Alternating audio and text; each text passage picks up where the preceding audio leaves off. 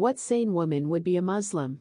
As we mentioned, Islamic Sharia law declares that the testimony of two women is the equivalent of that of one man, so in any trial where it's a man's word against a woman's, in a case of sexual assault or rape, for example, the man automatically wins. That's Islamic justice for you. Read this account from an Islamic website of why God designed things this way, for women's benefit.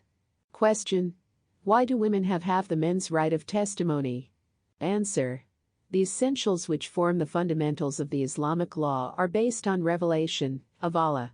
They are outlined in the Quran. In other words, the legal essentials are established and ordained by the Creator of the universe.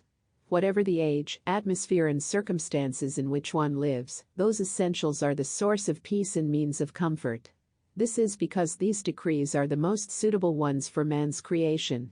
When the decrees and jurisdiction in the Quran are studied, the outstanding point is that both corporeal and spiritual existence of man is taken into consideration. In the matter of witnessing, it is possible to observe that, too. The translation of the verse about giving testimony is as follows: and call upon two Muslim men among you as witnesses. If two men are not there, then let there be one man and two women, from among those of whom you approve as witnesses, that if either of the two women errs, through forgetfulness, the other may remind her. So, here, the basic matter is directly related to the creation of women. This is a requisite of their psychological aspect. The underlying disposition of woman is excitement, and she lives with her excitements. Therefore, ideas get rooted in her heart rather than her mind and develop effects in this way. She cannot really remain unbiased in the face of events. She approaches phenomena with intuition as her conscience and mercy prevail.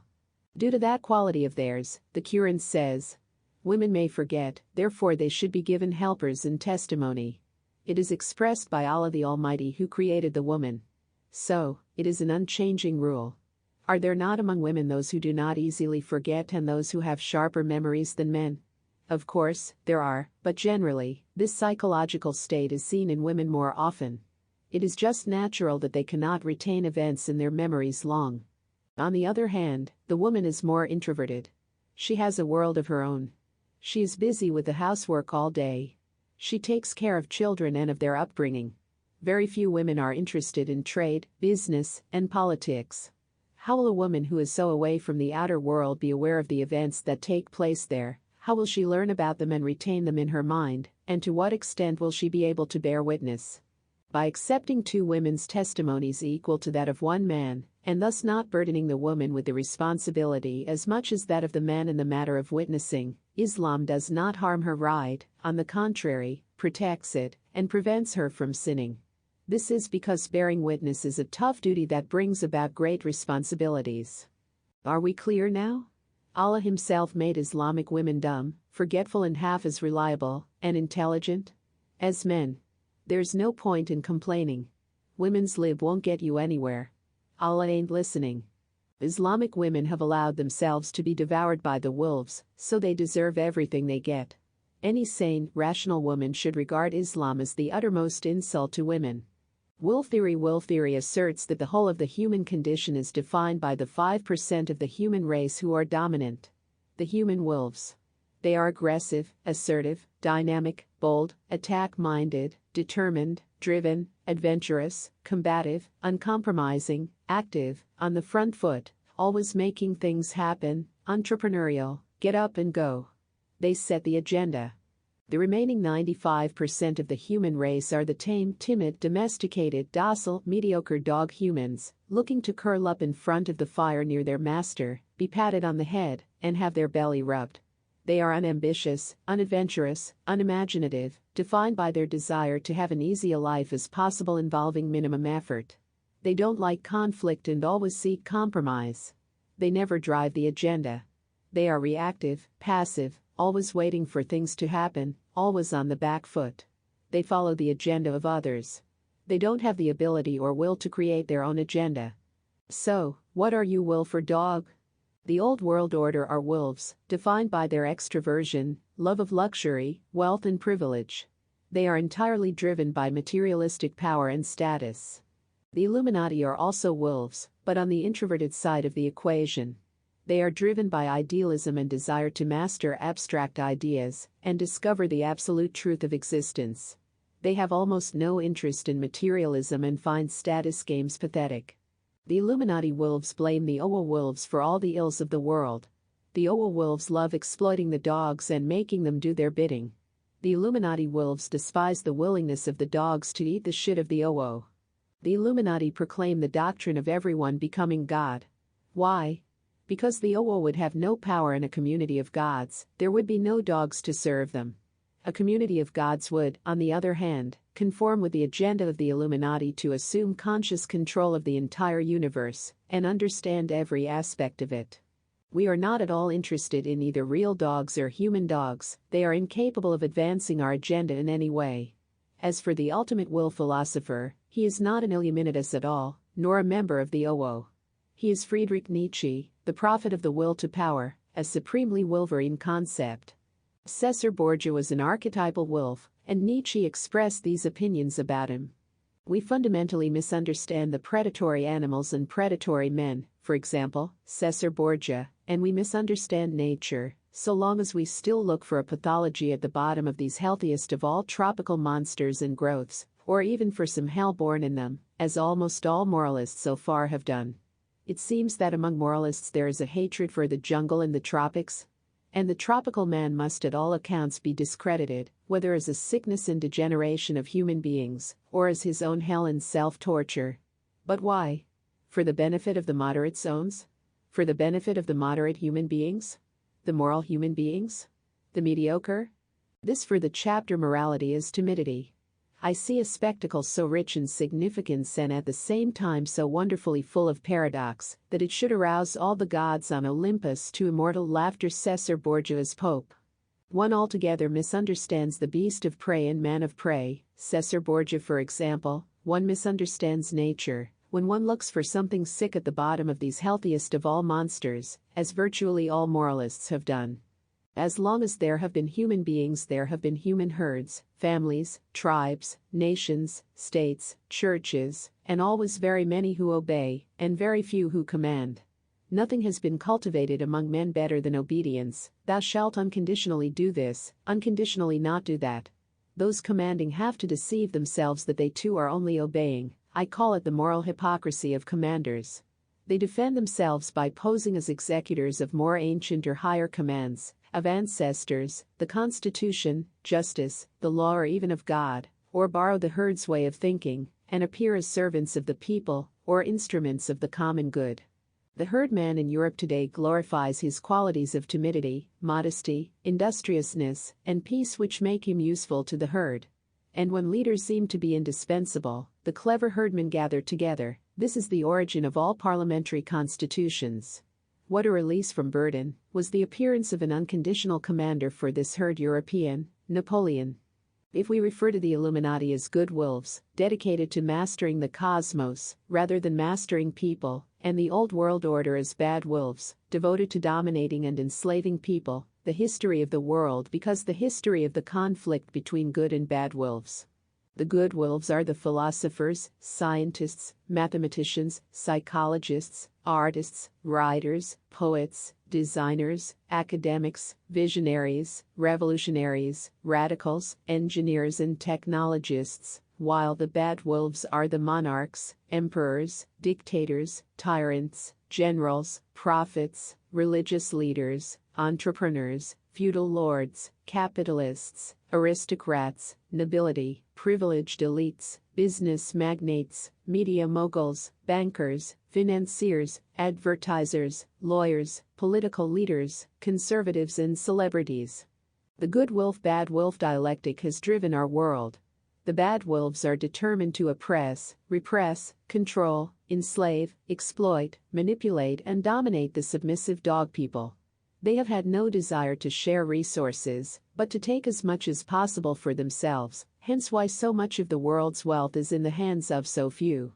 They are extraordinarily narcissistic, egotistical, conceited, arrogant, dismissive and contemptuous of others. They think they deserve the best, and fuck everyone else. The good wolves have always sought to enlighten the masses, to improve the quality of life, to raise the standard of knowledge, to promote reason and logic, to raise general well-being. The wolves are the major chess pieces, and the dogs are the pawns, being pushed hither and thither. Bad wolves are predators, and tame dogs are their prey. Capitalism is a supremely rapacious, ruthless economic system, perfect for the bad wolves to devour the weak and helpless. Gordon Gekko's immortal greed is good speech is the perfect summation of the bad wolf ideology. Wall Street is a perfect bad wolf movie and shows what is required of you if you wish to join the wolves gnawing the bones of the dead dogs. Bad wolves are often glamorous and charismatic figures, envied by all the tame dogs, since they seem so confident and in charge and are getting exactly what they want from life, even if it means trampling everyone else into the dirt. Good wolves are usually on the periphery of life, locked away in ivory towers, laboratories or in lonely garrets where they struggle in isolation or in small teams with the great mysteries of the earth and the cosmos. They are largely ignored by the world until one of their ideas detonates and changes the world irrevocably. The answer to changing the world for the better is astoundingly simple: destroy the bad wolves. This was the strategy adopted by the Illuminists Robespierre and Saint-Just in the French Revolutionary Terror. The king and the aristocracy who had so viciously preyed on the people were guillotined. The counter-revolutionaries who supported the bad wolf regime went the same way. Unfortunately, France was plunged into war with all of the major monarchies of Europe, who wanted to kill off this republican monstrosity in their midst, so there was no opportunity for the Illuminati to build a brand new society. War dominated everything, and so a warrior soon came to power: Napoleon. Although he can claim some credits, Napoleon was simply a new type of bad wolf. Bad wolves are the bane of the world. Any rational society would identify these bad wolves in childhood and seek to sublimate their negative tendencies in positive pursuits. Society should implement specific laws to curb the ability of bad wolves to rise to the top. Not all bad wolves are seen for what they are. Steve Jobs is greatly admired by many people.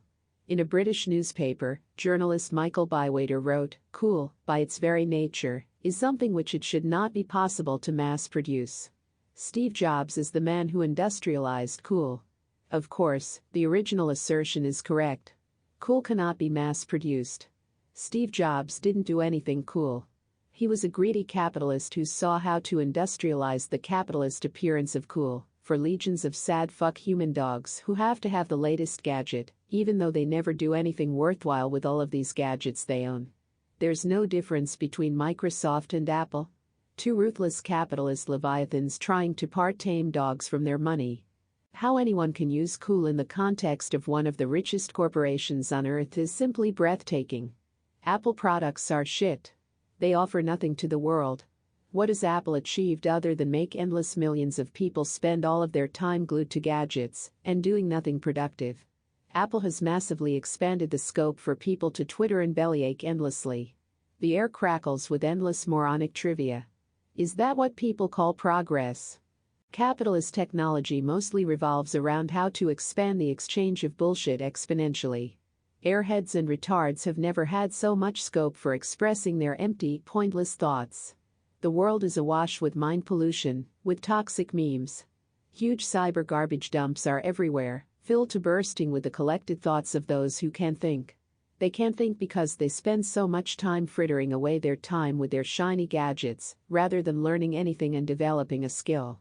There has only ever been one true route to meaningful achievement, that most unpopular of undertakings: hard work.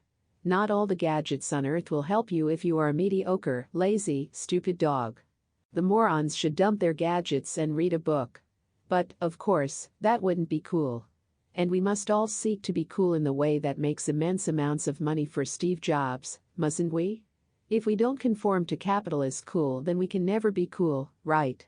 All big bad wolf institutions and individuals are easy to spot. They have immense wealth and influence, and they never talk about wealth redistribution. They always sing the praises of profit. Steve Jobs is no different. The London riots. A bad wolf case study. For a few days, law and order broke down in the capital of the United Kingdom, one of the world's most powerful nations. The London police were exposed as inept and ineffectual, clueless and impotent in the face of widespread disorder and looting. One of the most intriguing aspects of the London riots was that it was overwhelmingly perpetrated by young black men. This was plain to see in endless pictures of the event. However, no politician or media commentator wanted to talk about the racial angle, and their bacon was saved when other British cities rioted, and in some of these cases, the rioters were overwhelmingly white. However, a prominent and controversial TV historian called Dr. David Starkey jumped in where angels fear to tread, making comments deemed so racist that several observers declared that he had committed career suicide.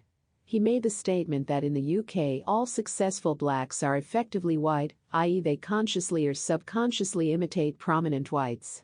Conversely, unsuccessful whites consciously or subconsciously imitate prominent bad boy blacks. Cue media outrage. Starkey stated, "What has happened is that a substantial section of the Chavs members of the UK underclass have become black. The whites have become black. A particular sort of violent, destructive, nihilistic gangster culture has become the fashion." On the subject of black street language, Starkey said, "Black and white, boy and girl, operate in this language together. This language, which is wholly false, which is this Jamaican patois that has intruded in England, this is why so many of us have this sense of literally a foreign country." Starkey commenting on David Lammy, Labour Member of Parliament for Tottenham, where the riots began, following the fatal shooting of an armed black man, who didn't seem to be given any chance to surrender, said, "Listen to David Lammy, an archetypal successful black man. If you turn the screen off, as if you were listening to him on radio, you would think he was white." In one of our previous articles, we wrote, "A book called The History of White People by Black American historian Nell Irvin Painter has argued, convincingly, that Barack Obama is white, and this has nothing to do with the fact that his mother is white. Obama has basically found himself motoring along on the white side of the track, i.e. his education is typical of that of a patrician white, as are his income, his power, his status, and that was true long before he became president. It was easy for many whites to vote for him because, as they recognized, he was effectively white himself. Would those whites who voted for Obama also have voted for someone like the Reverend Wright? Not a chance."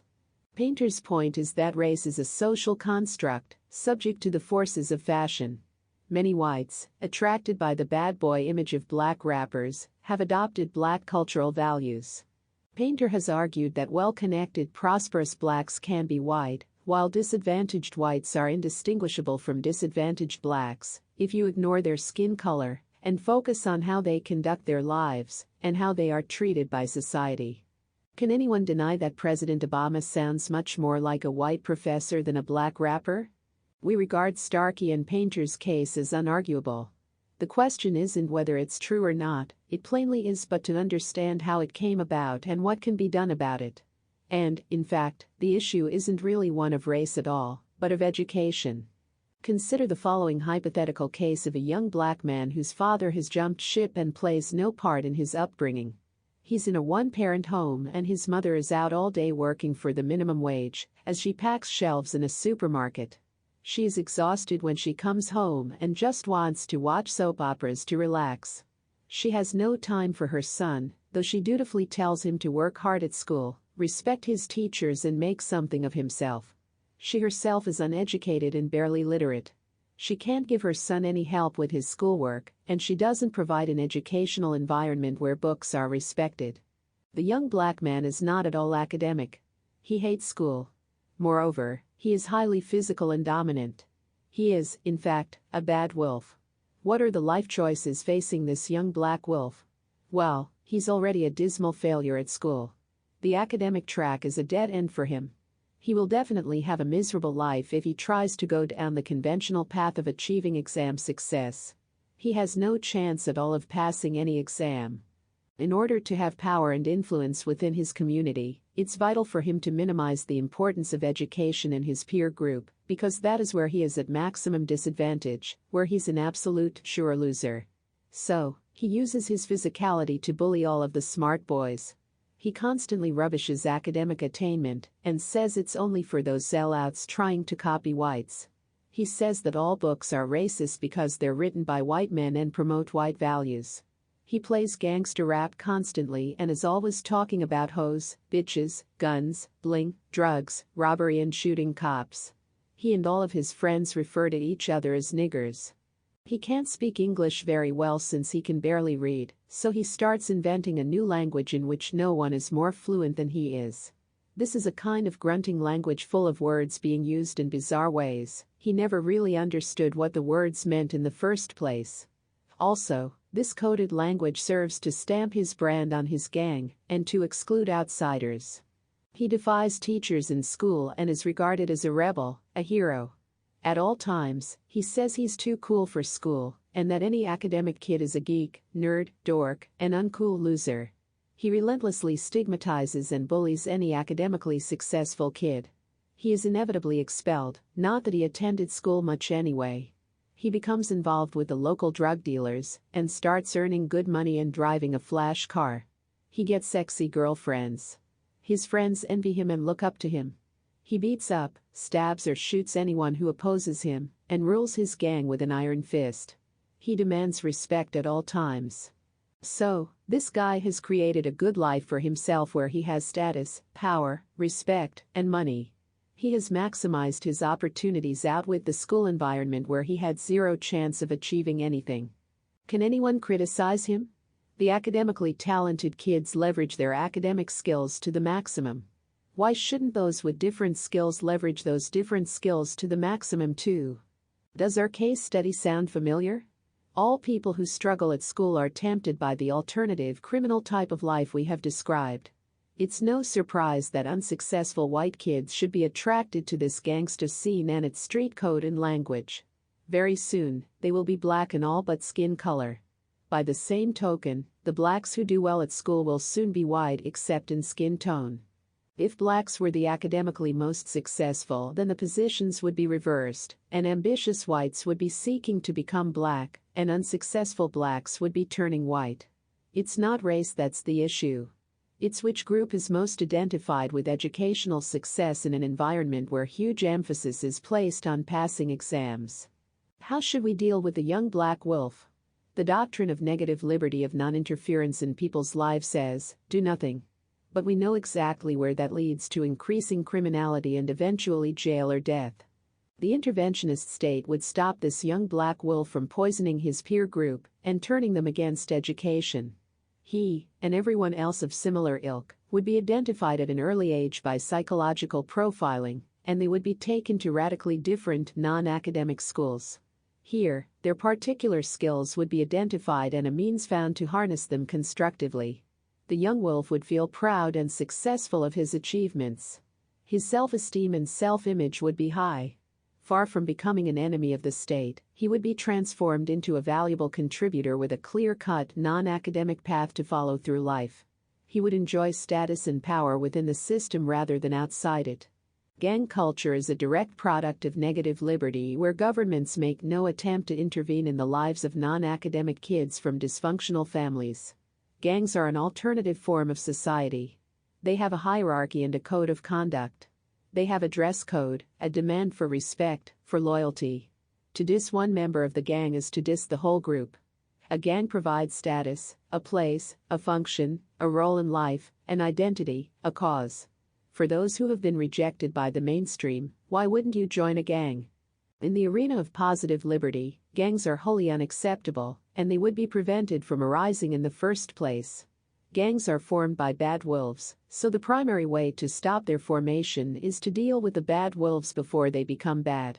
It's not a remotely difficult job as long as the state assigns itself the right to address problems at the earliest possible stage. Any failure to tackle a problem makes the problem much worse. The advocates of negative liberty never intervene until the streets are on fire and rioters are roaming around like wild animals. Is that rational? Gangs are the logical response to the indifference of the state. If the state doesn't help, then people will help themselves. They can't be blamed for that. It's the state's fault for doing nothing. The British riots were exactly what the British form of government brought on itself by its criminal disregard for kids from ghettos.